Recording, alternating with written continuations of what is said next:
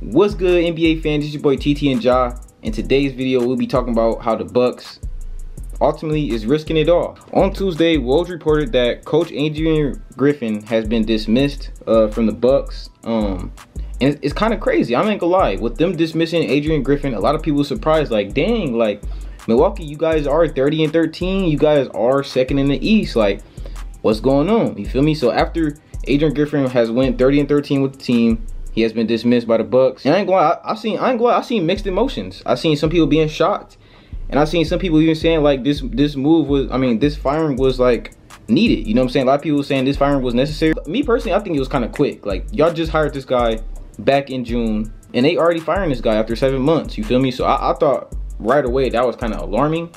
Like, damn. You know what I'm saying? I know early on, he had Terry Stotts as a mentor for him, and I guess they had got to an altercation, ultimately having him, you know, walk out the door. You know what I'm saying? So that was already a bad sign for me. I'm like, dang, this guy already getting like guys that's better than him to leave him. You know what I'm saying? To leave his staff. Like, Terry Stotts was just like a top assistant coach, and whatever they argued about made him quit. You feel me? Made him quit his job like 5 days before the season. You know what I'm saying? That's not normal. Another reason I think this was a kind of rational move, because I just feel like he had a lot of challenges this season. Let's go through them real quick. Adrian Griffin had the challenge of the team trading away Jrue Holiday, which is like ultimately probably the best perimeter defender in the league. You know what I'm saying? He's up there, okay? Jrue Holiday is honestly like probably like one of the best defenders in the NBA. We all know that, okay? So you lose Jrue Holiday and you bring in Dame.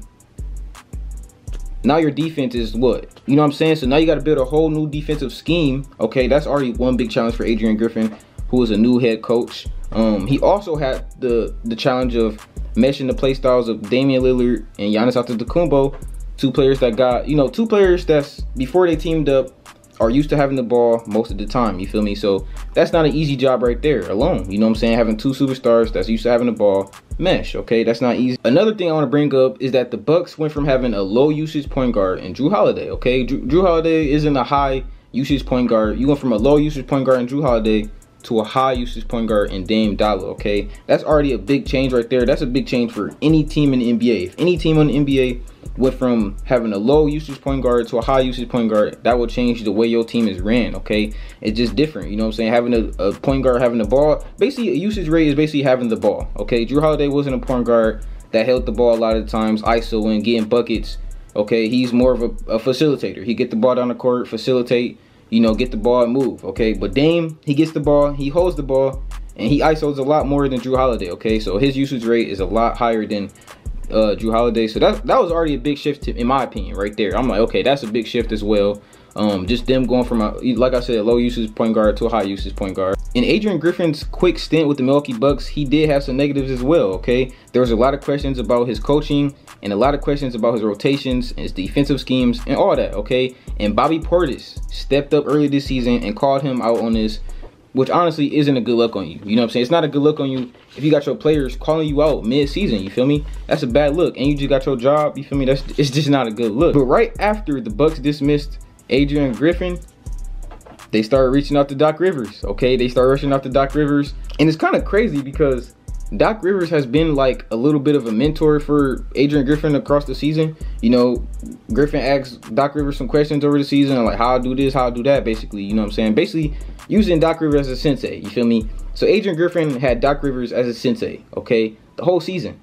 And it's that right there was kind of fishy to me. I'm like, so y'all gonna bring in the guy that's been helping the guy y'all just fired? Like, that's kind of crazy. Like, y'all think the same thing will happen? They start talking to Doc, you know, they reached out to Doc, and after just 1 day, okay, just after 1 day of the Bucks reaching out to Doc, Doc agreed to it. They have reached an agreement, making Doc Rivers the new head coach of the Milwaukee Bucks, okay? And I ain't gonna lie, that alone was just all too quick for me, okay? Like I said, with him being the mentor of Adrian Griffin, and now y'all just bring him in, it was just a little fishy. Like, did y'all kind of already see this coming? Like, did y'all seen this coming? I feel like they seen this coming. Like, y'all bringing a new head coach, and then y'all gonna make a big trade and expect him just to be the best coach in the world. I mean, he is leading his team to the second in the East, so it's just still kind of like, huh? Like, just kind of like a quick trigger move, in my opinion. You know, like, damn, like, give my boy Adrian Griffin some time, you feel me? But they got Doc Rivers. We all know who Doc Rivers is. I just feel like getting Doc Rivers is a risk. for any team, okay? We've seen this time and time again. I personally think the Bucks is risking it all, you know, getting Doc Rivers. One reason I say this, okay? One reason I say this is because we all know Doc Rivers has a decent head coaching resume, okay? We all know that. But he hasn't won a ring since the 08 Celtics. He hasn't won a ring since Kevin Garnett, Paul Pierce, Ray Allen, Rajon Rondo, y'all. Like, just think about that. Like, I was 4 years old. I was 4 years old the last time Doc Rivers has won a championship, okay? And he's always getting these head coaching jobs. He's always like the lead candidate. He's always like the top of the top. He's always brought up as one of the best coaches in the NBA as well. But he hasn't won a ring since 2008. How many years is that? Y'all count it up. Okay, that's a lot of years. And on top of that, he hasn't had a lot of success after that. After the 2008 finals he's won, he hasn't had a lot of success after that. He's had some great teams after that as well. He has had, let's go through them real quick. After the 08 Celtics, he has had the Lob City Clippers with Chris Paul, Blake Griffin, DeAndre Jordan. We all know that they blew a 3-1 lead. After that team that I know of, he had the Clippers with Paul George and Kawhi Leonard. You feel me? And they fumbled in the bubble. They blew a 3-1 lead in the bubble to the Denver Nuggets. We all know about that. Then the Lakers ended up winning that finals. Then he had James Harden and Embiid in Philly. Okay, that was kind of iffy. We all know that the situation in Philly wasn't the best, so we didn't really expect Doc to, you know, have a lot of. Well, me personally, I ain't gonna say we, but I'll be honest. I didn't have a lot of like faith in Doc in Philly. I didn't think they was gonna win anything in Philly. Honestly, just with the team he had, like that wasn't a chance to a championship with that team. Like I said, I mean, possibly, but they had injuries and things going on. I just don't think Doc liked that situation. You feel me? I don't think Doc was in a good situation in Philly. But like I said, with the Kawhi Leonard and PG Clippers, that was definitely a little bit of Doc Rivers too. Like, you got to hold those guys accountable. Why is Paul George and Kawhi Leonard playing like that in a Game 7 for you? You know what I'm saying? As a coach, it's got to be a little bit. You got to take a little bit of that blame. You know what I'm saying? You got to. But after the Embiid and Harden, now he's with Damian Giannis, okay? So we're going to see what he can do with this team. Y'all let me know down below in the comments how y'all feel about this move for the Bucks. I don't know, man. I know a lot of times we say coaches don't matter when you got superstars like Dame and Giannis. But me personally, I think a coach matters no matter what. So y'all let me know down below in the comments how y'all feel about them firing Adrian Griffin and hiring Doc Rivers. I just want to bring up real quick. Don't click off the video. Another fact I want to bring up is that Doc Rivers has given up 3-1 leads in the playoffs. That is, like, I ain't gonna lie, bro.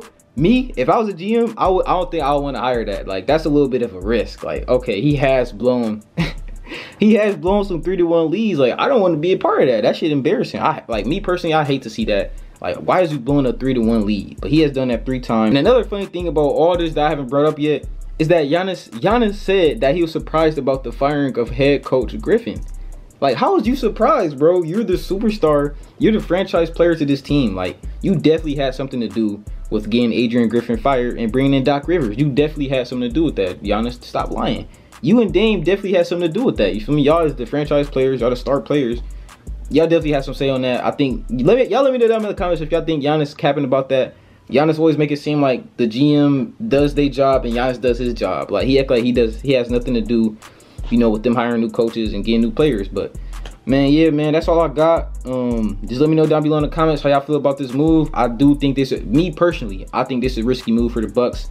I think this is a risky hiring. You guys let me know down below in the comments. I hope you guys enjoyed today's video. If you did enjoy today's video, please do me a favor. Smack that like button and leave me a quick comment real quick on what you want to see next or what I can improve on. I love you guys. Till next video. You dig?